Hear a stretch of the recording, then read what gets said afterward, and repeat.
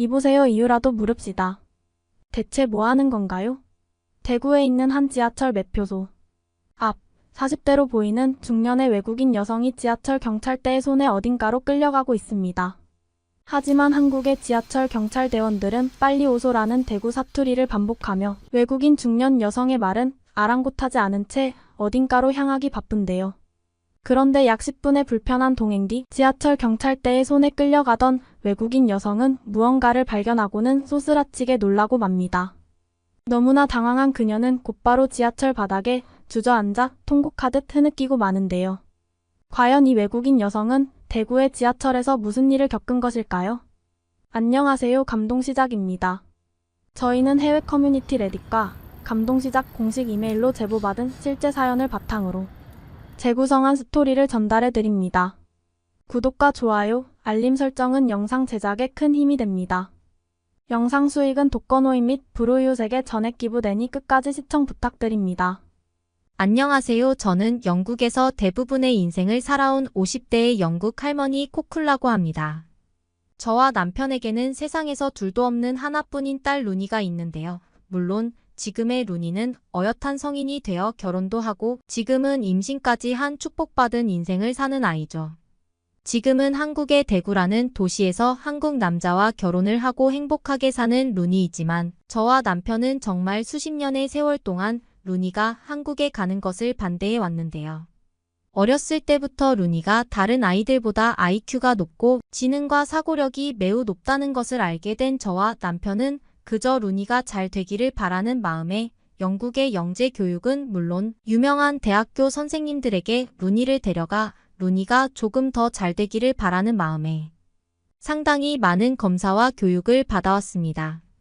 지금에서야 그렇게 루니를 억압하고 자유롭게 성장하게 놔두지 못했다는 것에 후회를 하고 있지만 그때 당시에는 주변 사람들은 물론 영국의 몇몇 내과학 교수들까지 루니는 다른 아이들과 너무 달라서 앞으로 루니의 재능을 잘 살려주는 것이 부모로서의 올바른 교육이라는 계속된 조언을 받아왔기 때문에 저와 남편은 계속해서 루니가 놀기 좋아하는 평범한 어린아이라는 것은 전혀 생각하지 못한 채 강압된 교육을 진행하고 말았죠. 그때 당시 루니는 그저 10살밖에 되지 않은 나이였으나 평범한 영국의 기초학교에서는 루니와 같은 지식 수준이 높은 아이는 해당 학교에서 일반적인 아이들과 같이 수업을 받을 수 없다고 거부당하고 말았고 저와 남편은 어쩔 수 없이 루니와 집에서 홈스쿨링을 하며 교육을 하고 있었어요. 하지만 그때 당시 어린 나이에 불과했던 루니는 영재 교육을 받거나 무언가 공부를 하는 것에 흥미를 느끼는 것이 아닌 그 어린 나이에도 한국이라는 나라와 한국어에 참 관심이 많았습니다.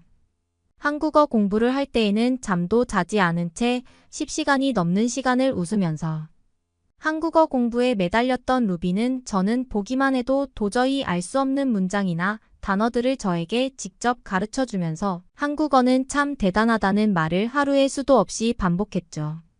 하지만 어리석었던 저와 남편은 루니가 무척 좋아하는 한국이나 한국어의 공부 때문에 다른 공부의 시간을 소모하지 못하는 것이 너무 안타까웠고 결국 저와 남편은 언제부터인가 루니가 한국어를 공부하고 있거나 한국의 도시에 대해 공부하고 있으면 곧바로 책을 뺏어서 당장 한국에 대한 공부를 그만두라며 혼을 내기도 했습니다. 결국 자신이 좋아하는 한국의 도시와 한국어 공부를 하지 못하게 하니 루니는 점점 로봇처럼 감정의 상태를 이어만 갔고 자신의 감정도 제대로 표현하지 않은 채 그저 묵묵히 하루에 해야만 하는 영재 교육에 대부분 시간을 소비할 뿐이었습니다. 다른 아이들처럼 평범하게 놀지도 않았고 밖으로 나가지도 않았죠. 처음에는 그저 루니가 잘 되기를 바라는 마음에 시작했던 영재 교육이었지만 점점 폐쇄적이고 독립적으로 변하는 루니의 모습을 보면서 저와 남편은 무언가 잘못되었다는 것을 깨닫기 시작했습니다. 무려 5년이 넘는 시간을 영재 공부에만 매달려왔던 루비는 다른 아이들과 마찬가지로 기초학교를 졸업해야 할 날이 다가오게 되었고 결국 대학교에도 입학해야 되는 시기가 다가오고 말았죠. 저와 루니는 하루에도 몇 번씩 영재 교육이 아닌 몰래 한국어 공부를 하는 루니 때문에 싸우는 날이 많았고 저는 점점 그럴수록 딸인 루니에게 화가 나는 것이 아니라 한국이라는 나라가 존재한다는 것에 화가 나기 시작했어요. 부모의 마음이 아니면 절대 이해할 수 없는 것이고 자식이 내 마음대로 되는 것도 아니겠지만 정해진 영재 교육대로 따르기만 하면 루니에게 더 좋은 것인데 왜 저렇게 한국에 대해서만 공부를 할까 하는 좋지 못한 마음에 그만 루니에게 화를 내고 말았습니다. 그래서 그런 것일까요? 루니는 대학교에 입학할 나이가 되자마자 더는 자신에게 아무것도 명령하지 말라는 말과 함께 집을 나가 독립해버리고 말았어요. 학생 시절 평생을 공부만 해서 모아놓은 돈도 없었을 것이기에 저는 대체 나가서 뭘 하겠다고 그러니라며 화를 내고 달래보기도 했지만 루니는 그저 아무 말 없이 작은 캐리어 가방과 함께 집을 나가고 말았죠. 회사에 일이 바빴던 남편은 그제서야 우리의 부모로서의 교육이 크게 잘못된 것 같다고 했고 이제부터 성인이 되었으니 루니가 자유롭게 자신의 인생을 살게 놔두자며 상황을 지켜보더군요. 그 후 약 한 달 뒤 루니는 자신과 친하게 지내던 친구의 집에서 룸메이트 형식으로 같이 살고 있다며 먼저 연락이 왔더군요. 자신도 그저 화가 나고 답답한 마음에 집을 나가서 미안하다는 말로 대화를 이어나가던 루비는 급작스럽게 자신의 꿈을 치과의사로 정했다며 뜬금없는 소리를 늘어놓기 시작했습니다. 살면서 단 한 번도 저에게 무엇을 하고 싶으니 해달라고 한 적이 없던 아이였는데 20살이 되자마자 자신의 꿈은 치과의사라고 말하는 루니의 전화에 저는 너무 당황하기도 했지만 그저 하고 싶은 것이 생긴 루니의 모습에 기쁘기도 했어요. 그리고 지금까지 얼마나 남편과 제가 교육으로 인해 억압했으면 자신의 꿈을 숨겨왔을까라는 생각마저 들면서 영재 교육이라는 이유 때문에 루니의 학생 시절을 억압한 저와 남편의 행동을 반성하게 되더군요. 치과 의사가 되고 싶다던 루니는 똑같은 꿈을 가진 다른 아이들보다 조금 늦게 공부를 시작했지만 최대한 빨리 꿈을 이루기 위해 노력해 볼 것이라며 저에게 자신은 친구와 함께 잘 지내고 있으니 간간히 연락을 해주겠다는 말과 함께 걱정하지 말라는 말을 남기고 전화를 끊더군요. 저는 곧바로 남편에게 루니가 치과 의사가 되고 싶어 한다는 대화들을 전달해 주었고 남편도 그것 참 다행이라면서 이제 루니가 자신의 인생을 살 수 있게 부모로서 그저 지켜보자는 말을 해주었습니다.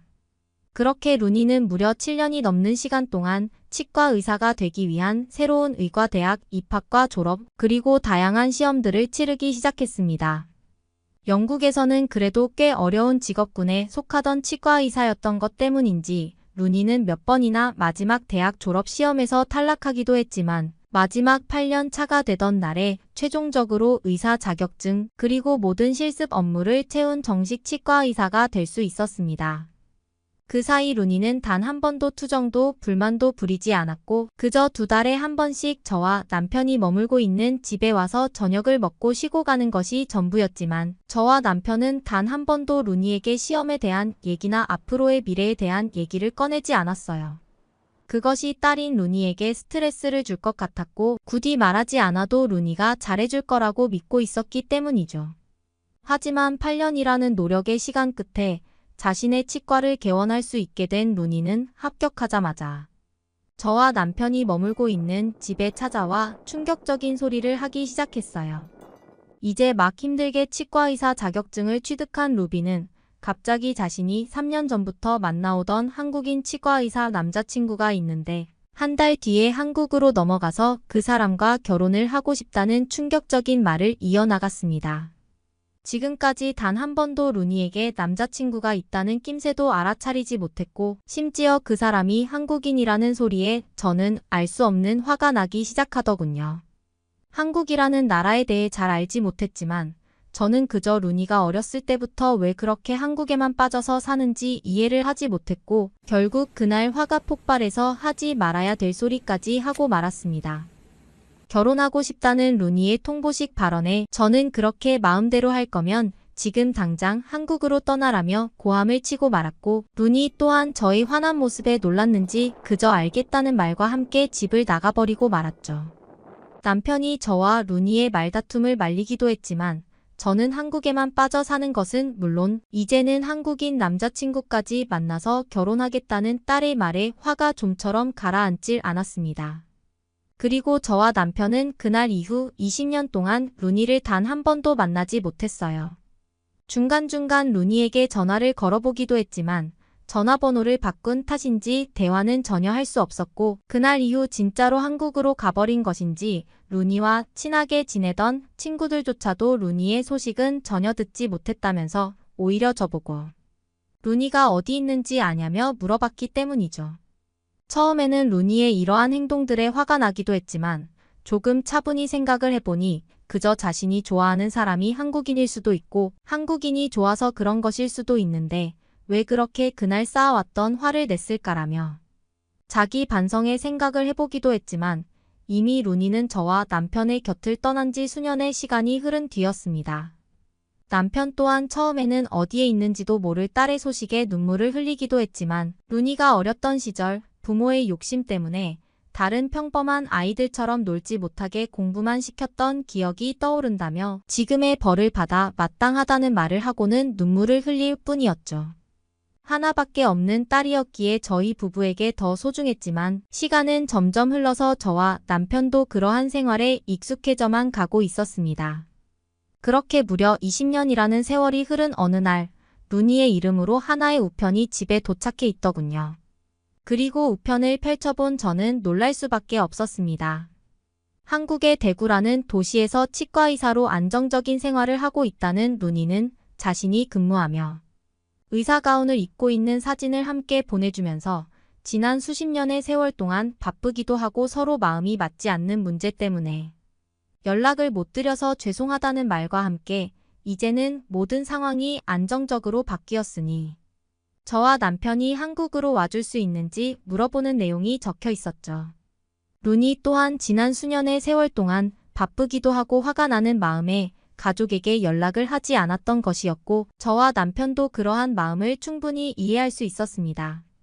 그리고 루니가 한국에서 치과의사로 근무하고 있는 사진을 보니 마음이 울컥하기도 하면서 참 잘 자라주었다는 생각이 들기도 했어요. 곧바로 저는 남편과 함께 한국으로 가기 위한 비행기 그리고 일정들을 확인하기 시작했고 회사의 바쁜 일정 때문에 늦게 합류하겠다는 남편을 뒤로 하고 저 혼자 먼저 한국에 도착하게 되었습니다. 루니가 그렇게나 빠져 살던 한국 때문에 정말 오기 싫었던 한국이었는데 지금 20년이라는 세월이 지난 뒤 한국에 처음 도착한 저의 모습을 보니 신기하기도 하더군요. 그런데 놀랍게도 인생 처음으로 도착한 한국은 그동안 저의 시야가 얼마나 좁았는지 그리고 루니가 왜 한국이라는 나라에 그렇게 빠져 살았는지 충분히 이해가 되는 나라였습니다. 길거리에 있는 모든 사람들이 마치 방금 패션쇼에서 나온 듯 저마다의 매력을 뽐내고 있었고 심지어 한국에서는 어디를 가든지 와이파이를 이용해 무료로 인터넷마저 사용할 수 있었기 때문이죠. 휴대폰을 이용해 루니에게 이제 막 한국에 도착했다는 말을 전한 저는 루니가 알려준 지도대로 지하철을 타거나 버스를 타며 이동하게 되었습니다. 그런데 처음 온 한국에 너무 정신을 빼앗겼던 것일까요? 어느 순간 저는 저희 휴대폰과 신분증 그리고 루니가 준 지도가 담긴 가방 자체를 잃어버렸고 어디서 가방을 잃어버렸는지 기억조차 나지 않는 곤란한 상황에 부딪히고 말았습니다. 마지막으로 생각나는 것은 루니가 알려준 최종 도착지인 한 지하철역의 이름이 떠올랐고 저는 길거리의 한국인들에게 길을 물으며 힘들게 그 지하철역까지는 어찌저찌 도착하게 되었어요. 그런데 그 다음부터는 지도의 내용이 전혀 기억나지 않았고 휴대폰도 잃어버려서 루니에게 연락할 수단이 없었습니다. 저는 그저 손톱을 물어뜯으며 어떻게 해야 되지라는 생각을 가진 채 그 지하철역을 2시간이 넘도록 돌아다니게 되었죠. 시간이 지나 저녁이 될수록 식은땀은 흘러내렸고 루니의 휴대폰 번호를 떠올려 공중전화로 전화를 걸어보려 했지만 번호조차 떠오르지 않더군요. 그런데 바로 그때 경찰 복장을 입은 한국인들이 저에게 달려오더니 뜬금없이 자신의 휴대폰을 보며 무언가를 확인한 뒤에 알 수 없는 한국어를 반복하고는 저를 어딘가로 끌고 가기 시작했어요. 너무 당황해서 그들의 손을 뿌리치며 대체 뭐 하는 거냐며 소리를 질렀지만 그 한국인 경찰 아저씨분들은 어색한 영어로 고고라는 말만 할 뿐 다리도 아픈 저를 어딘가로 데려가려고 하시더군요. 피곤하고 답답한 마음에 저는 다시 한번 화를 내게 되었고 이윽고 한국의 경찰관 분들도 지쳤는지 숨을 헐떡이며 저를 그저 바라만 보고 있었습니다. 영국에는 이러한 지하철표를 구매하는 사람의 돈을 노리는 범죄자들이 매우 많았기에 저는 경계심이 올라갈 수밖에 없었고 한국은 경찰조차 이러한 범죄를 일삼는구나라는 생각에 한국에 대한 짧지만 좋았던 기억이 전부 사라지게 되었죠. 그런데 바로 그 순간 저를 끌고 가려던 지하철 경찰관 분들이 저희 얼굴 그리고 루니의 얼굴이 찍힌 가족 사진을 휴대폰으로 보여주면서 루니의 얼굴을 가리키고는 웨이라는 말을 건넸습니다. 처음에는 도저히 무슨 말인지 이해하지 못했지만 곧바로 다른 젊은 경찰관 분이 뛰어온 뒤에는 모든 상황을 이해할 수 있었어요. 알고 봤더니 루니는 몇 시간 동안 연락도 되지 않고 집으로 오지 않는 저희 행방불명 때문에 마지막 집 근처 대구의 한 지하철역에 저를 보면 꼭 좀 찾아달라는 실종 신고를 한 상태였고 마침 순찰 중이던 지하철 경찰대분들이 저를 발견했던 것이었어요. 한국의 젊은 경찰관분은 능숙한 영어로 실종 신고가 들어와서 계속 찾고 있었다는 말과 함께 루니가 있는 곳으로 안내해 드릴 테니 같이 가면 된다며 정말 너무나 친절한 태도로 지금까지의 상황을 설명해 주더군요. 영국에서는 지하철의 체계적인 관리 시스템이 존재하지도 않을 뿐더러 경찰관 분들도 신고하면 무려 3시간이 지난 뒤에야 오는데 한국의 지하철은 보안과 관리가 체계적으로 이루어져 있던 것은 물론 무려 전화 한 통에 저를 찾아내 가족에게 인계해주는 시스템은 정말 당황스럽고 놀라움 그 자체였습니다. 그리고 그제서야 저는 루니가 왜 그렇게나 한국에 대해 열정적으로 얘기하고 한국인 남자친구와 결혼이라는 선택까지 하게 되었는지 이해하게 되었죠. 영국에서만 계속 인생을 살아오던 저는 그동안 너무나 좁은 국가에서만 살고 있어서 모든 기준이 영국에 맞춰져 있었고 그런 저에게 모든 것이 고도로 발달되고 치안 시스템까지 완벽히 만들어진 한국은 천국 그 자체였습니다. 또한 더욱 놀랐던 것은 경찰관분과 함께 루니가 있는 곳으로 가고 있는데 또 다른 경찰관분이 달려오시더니 3시간 전 제가 잃어버렸던 가방을 건네주시고는 곧바로 사라졌기 때문이죠. 저와 함께 가던 경찰관분도 이러한 상황이 매우 익숙한 듯 안에 내용물을 확인해 보라는 말과 함께 모든 것이 익숙한 듯 보였으나 저에게 잃어버린 가방이 그대로 다시 돌아왔다는 사실은 정말 믿을 수가 없었습니다. 그리고 그 순간 저는 남편에게 이러한 모든 일을 말해주고 루니와 함께 한국에서 완전히 정착해야겠다는 굳은 결심을 할 수 있었어요. 약 40분 정도 이동한 뒤 저는 지하철의 한 시설 안에서 루니를 만날 수 있었고 루니와 함께 있던 저희 사위, 즉 루니의 한국인 남자친구도 만날 수 있었습니다. 루니와 저는 보자마자 서로 부둥켜 안고 그저 미안하다는 말을 하며 눈물을 흘렸고 한국인 사위 또한 그런 저와 루니를 바라보면서 무엇이 그렇게나 죄송한지 찾아뵙지 못해서 죄송하다는 말만을 반복하더군요. 하지만 한국이라는 나라를 왜 선택한 것인지 깨달은 저에게는 한국이라는 나라를 알려주기 위해 노력한 루니가 그저 고마울 뿐이었고 마음이 진정된 뒤에는 제가 겪은 일을 루니에 말해주며 다시 한번 놀라웠던 기억을 떠올렸습니다. 루니는 그러한 일은 한국에서는 그저 평범한 일상 중 하나라면서 이제부터 놀랄 것이 더 많다는 충격적인 말을 해주더군요.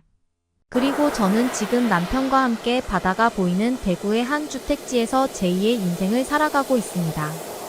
남편 또한 처음 한국에 오자마자 공항에서부터 일이 벌어지더니 지금은 놀랍고도 평범한 일상이 익숙해진 듯 한국이 너무 좋다면서 매일 밤 대구의 바닷가를 산책하고 있어요. 50세라는 늦은 나이에 한국에 오게 된 것은 안타깝지만 지금이라도 한국에서 살아갈 수 있음에 감사함을 느끼고 기적처럼 느껴지는 하루인 것 같네요. 오늘의 이야기는 여기까지입니다. 응원이나 남기고 싶은 말이 있으시면 댓글로 남겨주세요. 사연자분께 전달해 드리겠습니다. 저희 감동시작은 실제 사연 제보를 받고 있습니다. 채택되신 분께는 선물도 드리고 있습니다. 저희의 사연이 여러분의 하루에 작은 힘이 될 수 있었으면 좋겠습니다. 지금까지 한국의 감동적인 이야기를 전해드리는 감동시작이었습니다. 구독과 좋아요를 눌러주시면 영상 제작에 큰 힘이 됩니다. 감동적인 사연을 주변 사람들에게 공유하고 함께 이야기 나눠보세요. 끝까지 시청해주셔서 감사합니다. 더욱더 좋은 영상으로 찾아뵙겠습니다.